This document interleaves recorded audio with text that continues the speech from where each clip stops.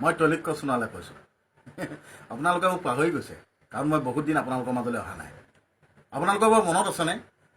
2000 চনতে অসমৰ ঘৰে ঘৰে, প্ৰতি ঘৰে ঘৰে গাঁৱে ভূঞে যে এটা গান বাজিছিলে, অ' মোৰ লোকেল চুলাই তই কলৈনো ঢাপলি মেলিছ, ৰঙা পানী বটলৰ উৎপাত দেখি তই কিয়নো লাজতে লুকাইছ। তাৰ পাছতে খেদি দে আগৰজনী খেদি দে, নতুনকৈ এজনী গোটাই লহ দিলে। এইখন চহৰতে কত ছোৱালী আছে, তাৰে এজনীকে তই ফুচুলাই লবি। খেদি দে আগৰজনী খেদি দে। এই গান গাই মই ৰঙাঘৰ ভাতো খালোঁ।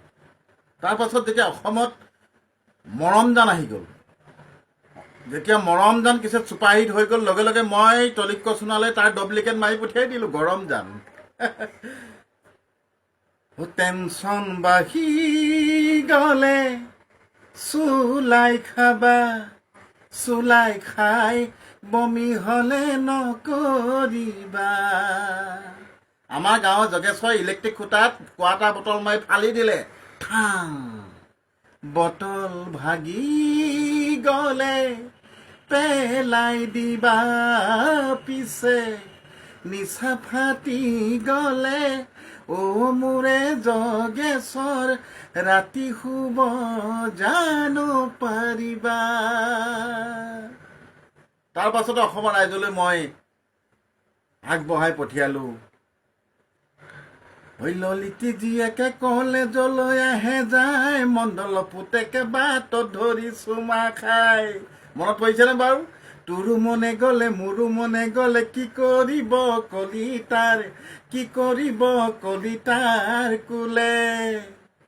তাৰ পাছতে অসমৰ ৰাইজলৈ মই আগবঢ়াই দিলোঁ টিউচন মাষ্টৰৰ লগত মাষ্টৰৰ জীয়েকৰ প্ৰীতি।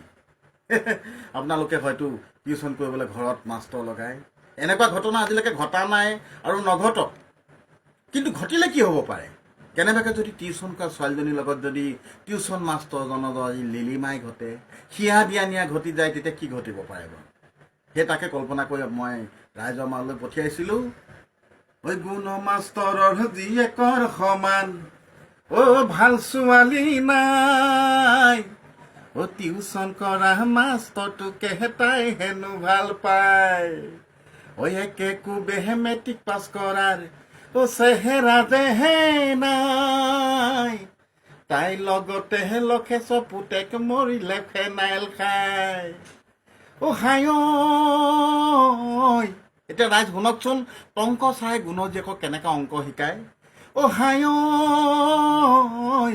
ঐ, টংক ছাৰে অংক শিকায়, অ' নিয়ম নীতি নাই, একেখন চকীতে দুয়ো বহি কৰে লিলিমাই।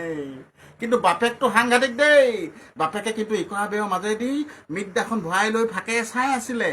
অ' বাপেকে দিন বেৰৰ ফুটাই অ' আছিলে জুমি চাই, অংক জপাহে টংক ছাৰেহে আছিলে চুমা খাই।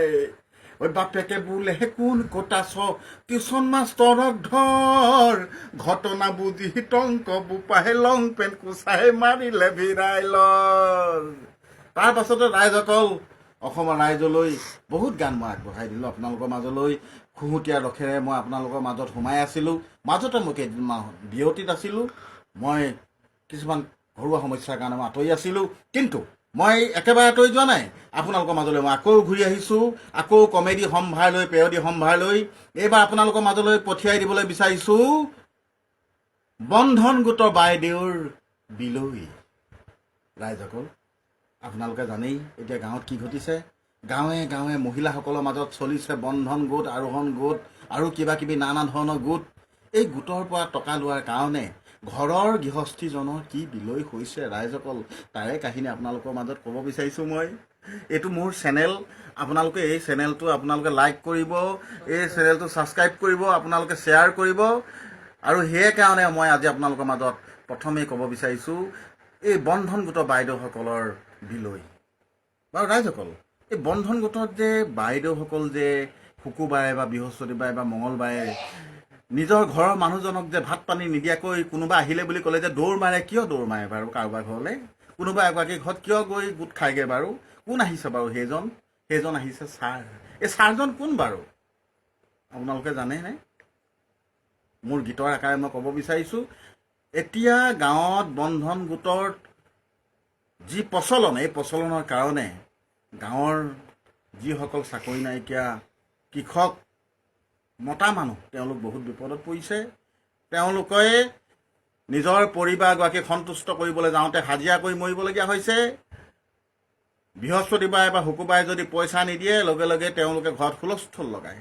সেইকাৰণে তেওঁলোকে এয়া মহিলাসকলৰ বিলৈতো আপোনালোকে শুনকচোন বাৰু। অ' গাঁৱে গাঁৱে কিমান চাবা, অ' মহিলাৰে গোট, বাইদেউহঁতৰ ভেনিটি বেগত খমখমীয়া নোট। ঐ বন্ধন গোটৰ বাইদেউ হাতত 4G মোবাইল ফোন, গিৰিয়েকে হাজিৰা কৰি মাৰি আছে লোন, হায় মাৰি আছে লোন। ঐ শ্ৰীকৃষ্ণই কৈছিলে হেনো শুনা গোপীগণ, ৰাসলীলাখন শেষ হ'ল বুলি নামাৰিবা মন। ঐ কলি যুগত লগ পাম আকৌ বন্ধন গোটত গৈ, তোমালোকৰ মাজলৈ যাম মই ফিল্ড অফিচাৰ হৈ, হায় ফিল্ড অফিচাৰ হৈ। ৰাইজসকল, মই আজি বহুতখিনি গান আপোনালোকৰ মাজলৈ প্ৰেৰণ কৰিছোঁ। মই এই চেনেলৰ যোগে পঠিয়াই দিছোঁ, আপোনালোকে ছাবস্ক্ৰাইব কৰিব। আৰু খুব কম সময়ৰ ভিতৰত আপোনালোকৰ মাজলৈ মই আহি আছোঁ বন্ধন গোটৰ এই বাইদেউৰ বিলৈ লৈ। আহক, নমস্কাৰ, আকৌ লগ পাম। ধন্যবাদ।